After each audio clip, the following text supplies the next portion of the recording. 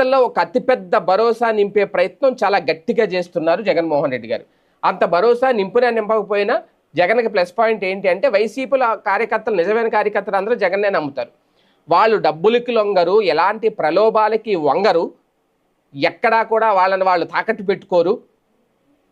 కార్యకర్తలకి నాయకులకి డిఫరెన్స్ అదే.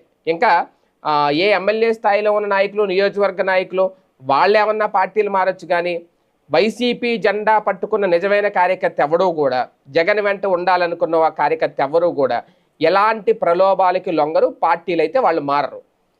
ఇక్కడ అది జగన్కి ప్లస్ పాయింట్. కానీ కార్యకర్తల్ని గతంలో ఆయన అధికారంలో ఉన్నప్పుడు విస్మరించారు అనేది ఆయన చాలా స్పష్టంగా అర్థం చేసుకున్నారనేది ఇప్పుడు అర్థమవుతున్నాం. సో కార్యకర్తల్ని విస్మరించకుండా ఉండుంటే 2024లో కూడా వాళ్ళు సహకరించి ఉండుంటే ఆయన గెలిచుండేవారని ఆలస్యంగా తెలుసుకున్నారు ఒక రకంగా. అంటే ఇప్పుడు ఐసో